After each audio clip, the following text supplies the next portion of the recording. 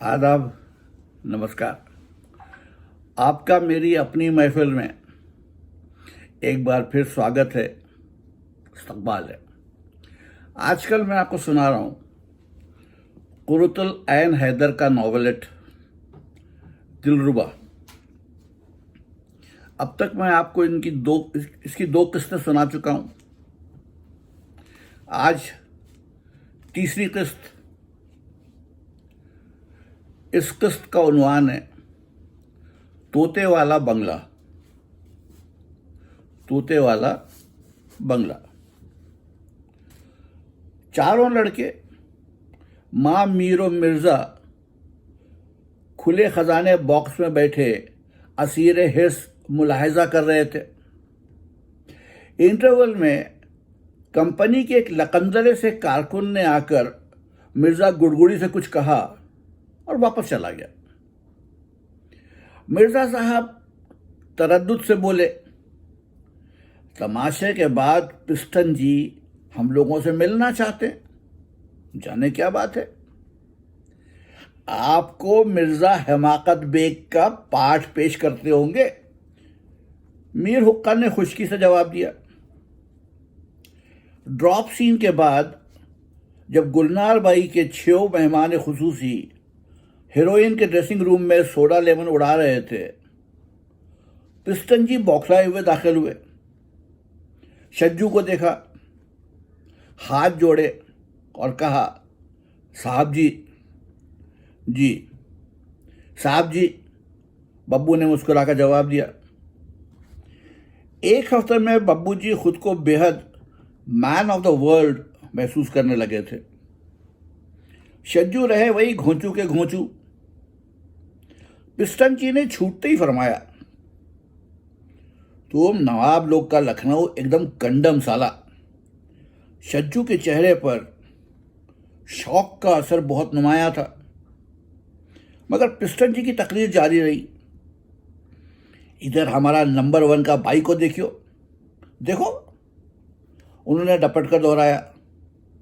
लड़कों ने घबराकर गुलनार पर नजर डाली, जो निहायत मुजमहिल और पजमुर्दा लग रही थी। इंडियन शेक्सपियर के 300 मशहूर प्ले का हीरोइन क्या? पिस्टन जी ने झटके से गर्दन उठाकर कहा, अब सोचो, रात भर सोचो, दिन भर सोचो, फिर रात भर सोचो। ये नंबर 1 आर्टिस्ट जिसे बॉम्बे में बाइस्कोप को ऑफर मिल चुका है, जब ये ठीक से स्लीप नहीं कर सकेगा तो काम कैसे करेगा? अक्खा दिन होटल के नीचे मवाली लोग बम मारता क्या? उन्होंने फिर मुंह उठाकर गर्दन को झटका दिया। तो बर्लिंगटन तशरीफ ले जाइए, मीर हुक्का ने नरमी से कहा। और दूसरा खबर सुनो, पिस्टन जी ने मजीद फरमाया, बाई के बराबर वाले रूम में इन्फ्लुएंजा का केस हो गया है। ओहो, यह तो खतरनाक बात है। मिर्जा गुड़गुड़ी बोले, फौरन इनको बर्लिंगटन पहुंचा दीजिए। फिर एक और होटल। गुलनार ने आजुर्दगी से कहा, मैं होटलों में रहते रहते तंग आ चुकी हूं। क्या हफ्ता 10 दिन के लिए एक कोठी का इंतजाम नहीं हो सकता? तुम हाई क्लास लोग हमारा हेल्प करो ना, पिस्टन जी बोले। एक आध बंगला ही भाड़े पर मिल जाए तो कोई हरकत नहीं। मिर्जा गुड़गुड़ी ने सोचते हुए अपनी जबरदस्त अजलबाश मूंछों पर हाथ फेरा और बोले, लड़ाई खत्म हो गई है। गोरे अफसर और साहब लोग लखनऊ वापस आ रहे हैं। इस वजह से कोठियां आजकल जरा मुश्किल से मिलती हैं। हमारे को भी सब ऐसा ही बोला। तब भी हम लोग आप लोग को इधर बुलाया। हम कल शाम तक 2-4 लोगों से मालूम करके आपको कहलवा देंगे। आप भी तलाश जारी रखिए। मिर्जा गुड़गुड़ी ने जवाब दिया। शज्जू, बब्बू, लल्लू, नन्हे हस्ब साबिक एक कतार में सोफे पर बैठे थे। सामने की दीवार पर आवेजा कैलेंडर पर शज्जू की नजर पड़ी। 14 अक्टूबर 1919। जहन में एक ख्याल कूदा, तोते वाला बंगला। आज 14 तारीख है। मामू मियाँ दिल्ली से लौटेंगे 26 को। साथियों को देखा, वो तीनों भी सर खुजाते हुए शायद यही सोच रहे थे। तस्लीम नवाब साहब, गुलजार भाई ने कमरे में आकर कहा, आदाब। शज्जू ने जरा छेप कर जवाब दिया, हम नवाब साहब नहीं हैं। आय हाय, फिर क्या हो?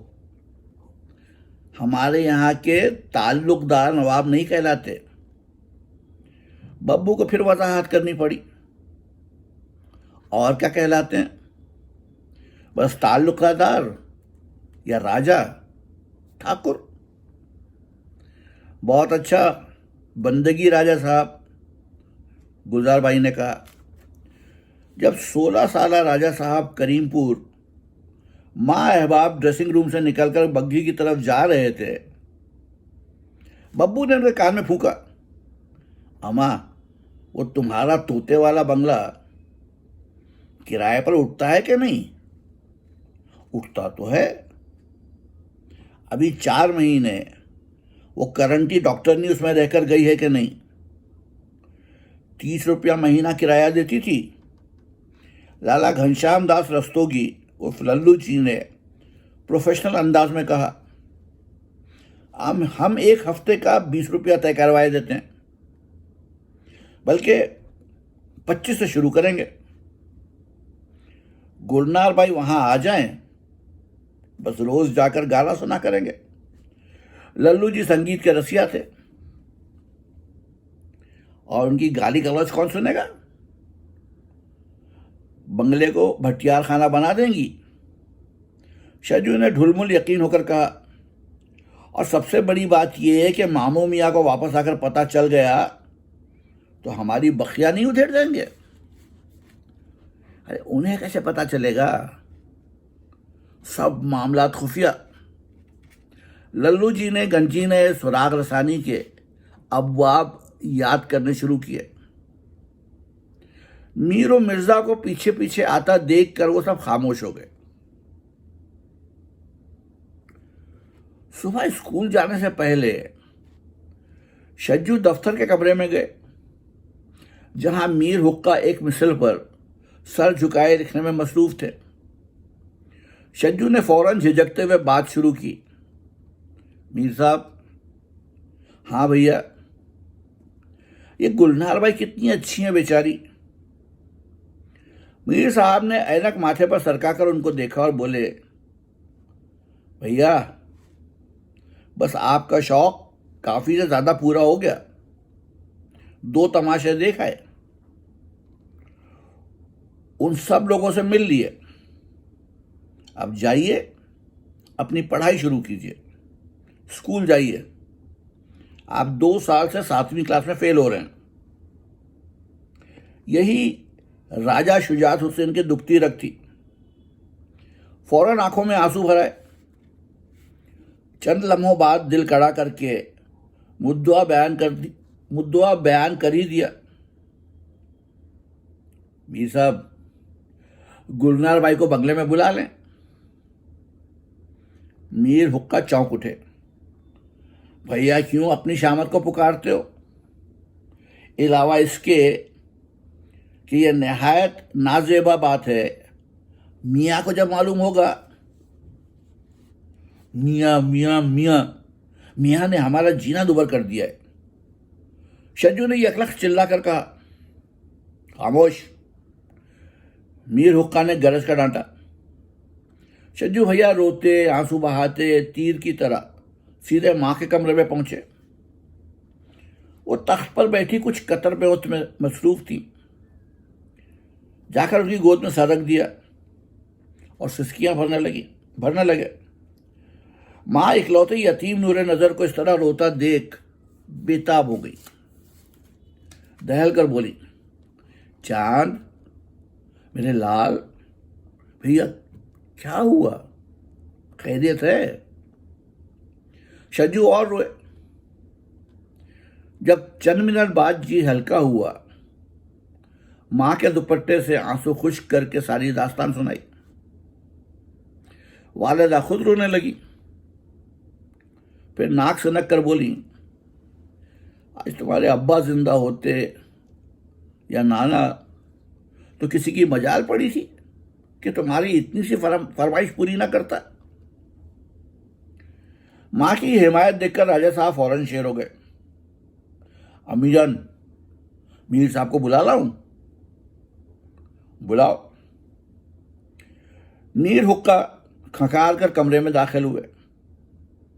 मुफलिस फरोतन मीर साहब शाहान सफिया के खानदान से थे। उनका पासे अदब था और उम्र में बहुत बड़े थे, वरना कोई और अहलकार होता तो रानी साहब करीमपुर उसकी तबीयत साफ कर देती। वही मुकदमा दोबारा पेश किया गया। रानी साहब जो महके में बड़ी बिटिया कहलाती थी, सब सुनकर बोली, मीर साहब, हमारी तरफ से इजाजत है, मियाँ को हम समझा लेंगे। मीर हुक्का ने ताज्जुब से उनको देखा।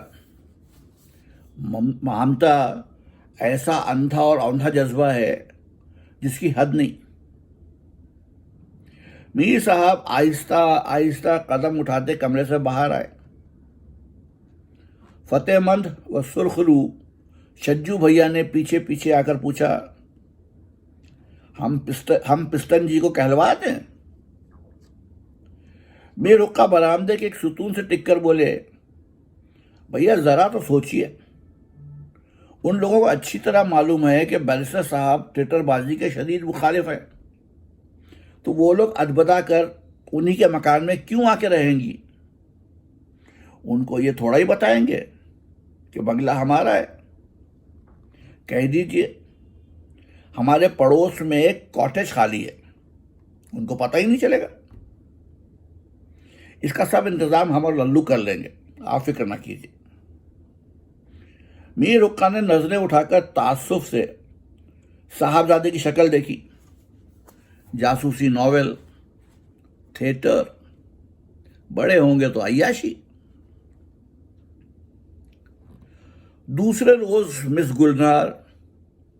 गुलजार बाई, मुनवा और कुंदन मां साजो सामान 2 तांगों पर सवार बैरिस्टर रफाकत हुसैन की कोठी वाक़े क्लाइड रोड के अकबी पाठक में दाखिल हुए। वसी अहाते के एक सिरे पर, माफ कीजिए, वसी अहाते के एक सिरे पर फूस की वो बंगलियां खड़ी थी जो कभी कभार किराए पर उठा दी जाती, वरना गेस्ट हाउस का काम देती थी। बंगले के सदर दरवाजे पर ताला पड़ा था। गुलनार बाहर लॉन पर खड़ी खुशी से बाग का नजारा करती रही। कैसी पुरफिजा जगह थी। शज्जू और लल्लू का सिखाया पढ़ाया माली नमूदार हुआ। दरवाजे का ताला खोला और बंदगी करके गायब हो गया। वो सब अंदर गए। मुनवा ने गोल कमरे की खिड़कियां खोली। हवा का ऐसा फरहत बख्श झोंका अंदर आया, गोया जन्नत की खिड़की खुल गई। पिस्टन जी ने सुबह शाम खाना भिजवाने का इंतजाम कर दिया था। अपनी मालकनों की खाना बदोशी की आदि कुंदन ने स्टोव जलाकर चाय का पानी रखा। गुलनार खिड़की में से बाहर झांकने लगी। बंगले के पिछवाड़े पपीते और सीताफल के फल के पेड़ लगे थे। उसके बाद एक जाफरी पर मॉर्निंग ग्लोरी की घनी बेल फैली हुई थी। जाफरी के सिरे पर बांस का छोटा सा फाटक, दूसरी तरफ बहुत बड़ी सफेद रंग की कोठी। मिर्जा गुड़गुड़ी ने बतलाया था कि बैरिस्टर साहब की कोठी पड़ोस में ही है, वही होगी। वो बेद के सोफे पर आ बैठी।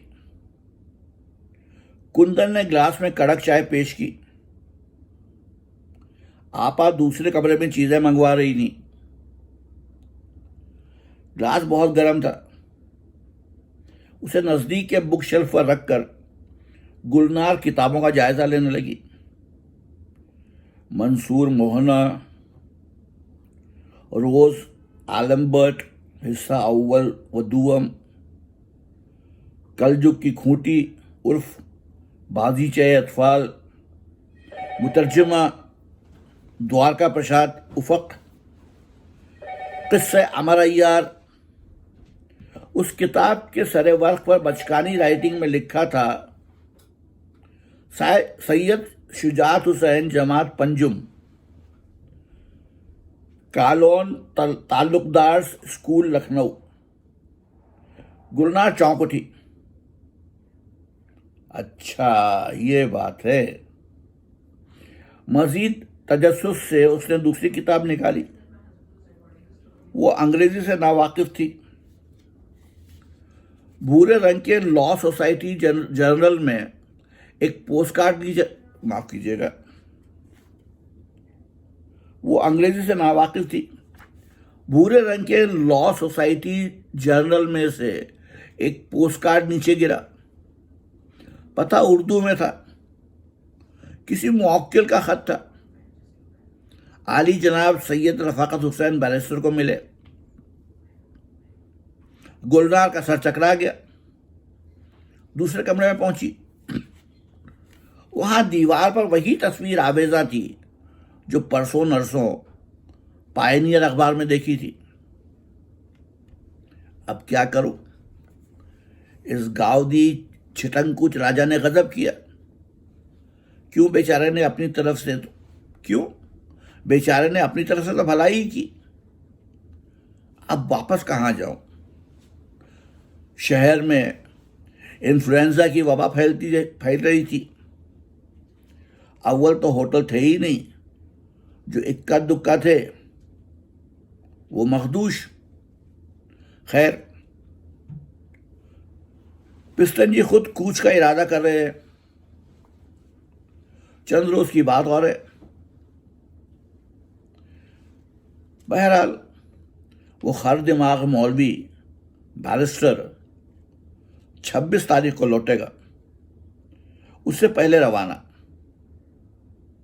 इस भोले भाले शज्जू ने कम से कम चंद रोज के लिए एक आरामदेह पुरसुकून ठिकाने का बंदोबस्त कर दिया।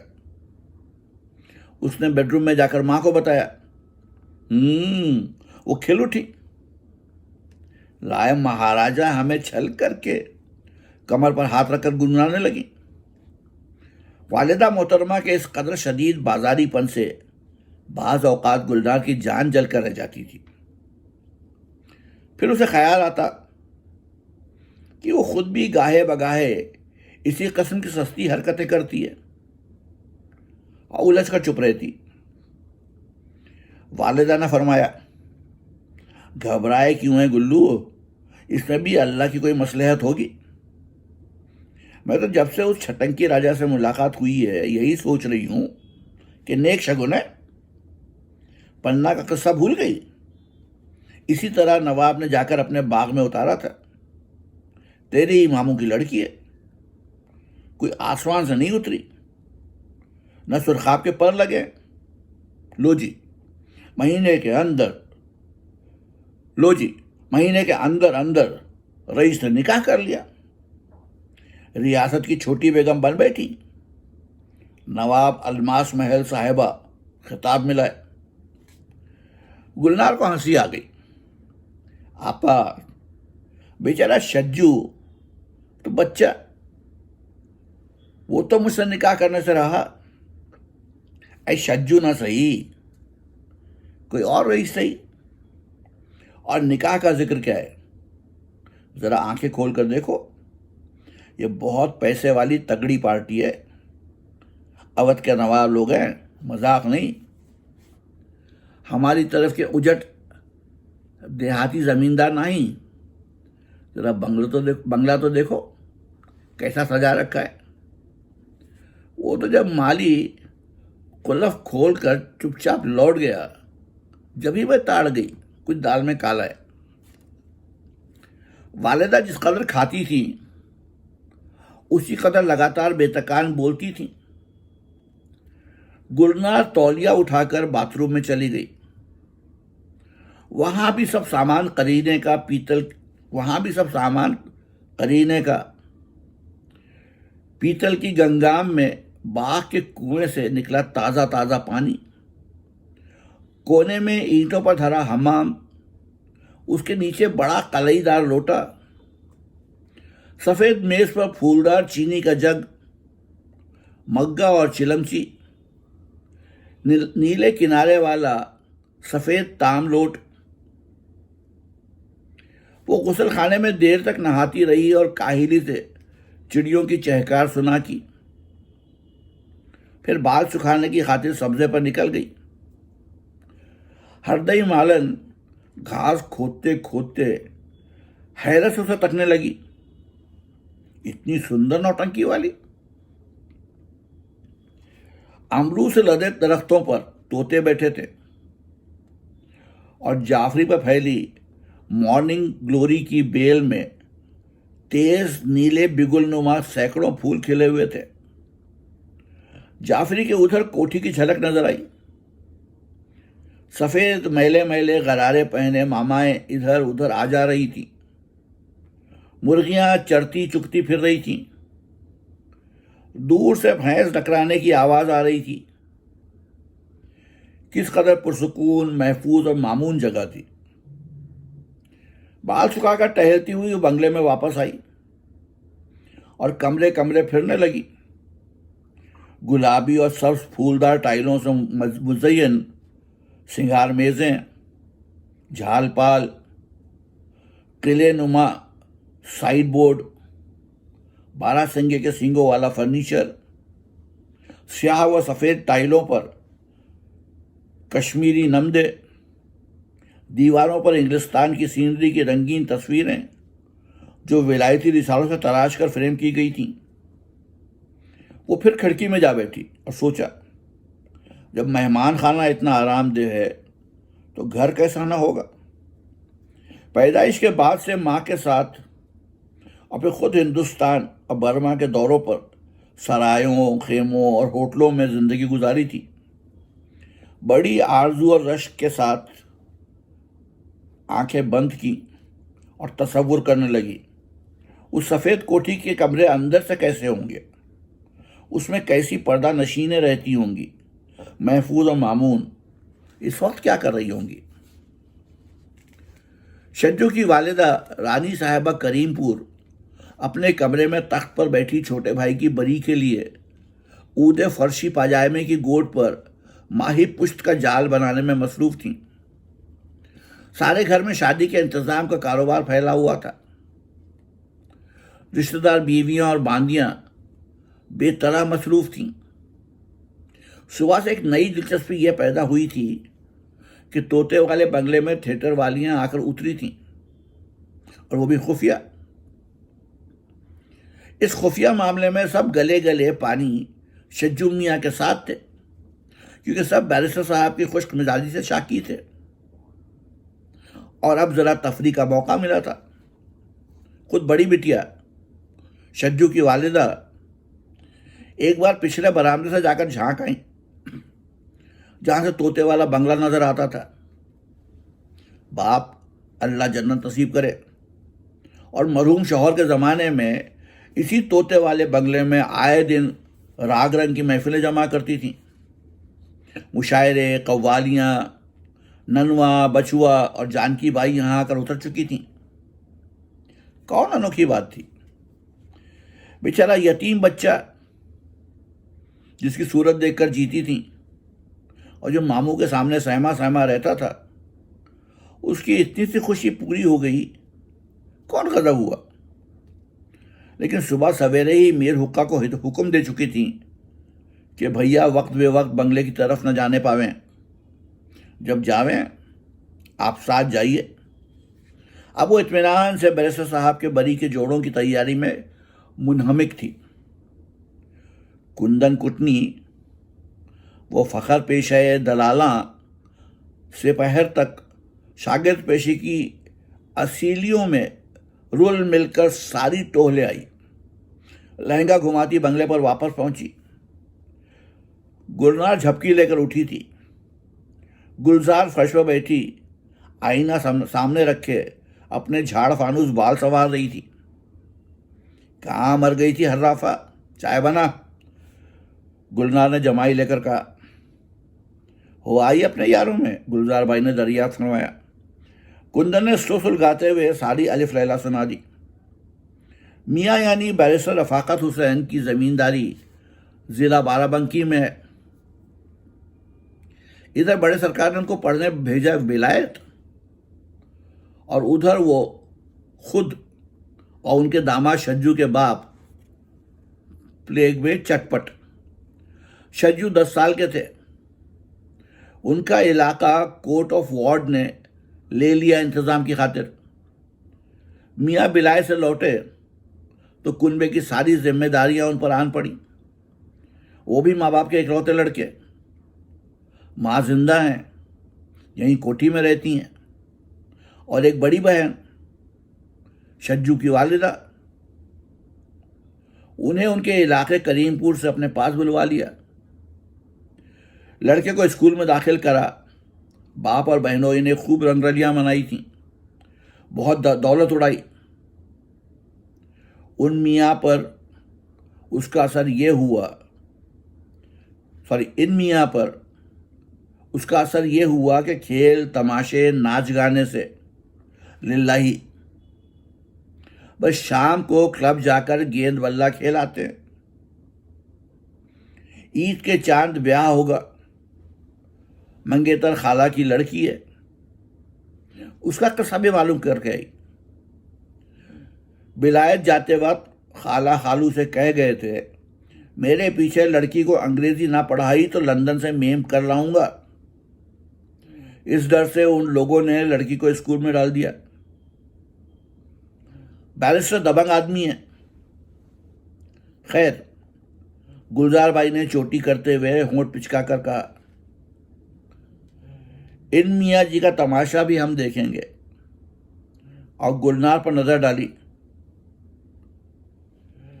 इन माँ बेटियों का जाती और खानदानी तजुर्बा यही बताता था कि जो मुर्गा जितना पारसा हो, समझ लो उतनी आसानी, माफ कीजिएगा, इन माँ बेटियों का जाती और खानदानी तजुर्बा यही बताता था कि जो मुर्गा जितना पारसा होगा, समझ लो उतनी आसानी से ही जाल में फंसेगा। गुलजार भाई उस वक्त न जाने क्या क्या स्ट्रैटेजीज बनाने में महव थी, मगर गुलजार का दिल अचानक जोर जोर से धड़कने लगा। उसने उठकर चुपके से बेदे मुश्क पिया और बाग में चली गई। फिर उसे बैरिस्टर साहब की तस्वीर तके जाने का खपसा हो गया। जब मौका मिलता जाकर उस तस्वीर के सामने खड़ी हो जाती और जाने क्या क्या सोचा करती। नामुमकिन ख्वाब। तो यह था इस नॉवेलेट का तीसरा हिस्सा। कल मैं आपको सुनाऊंगा इसका चौथा हिस्सा। तब तक के लिए इजाजत।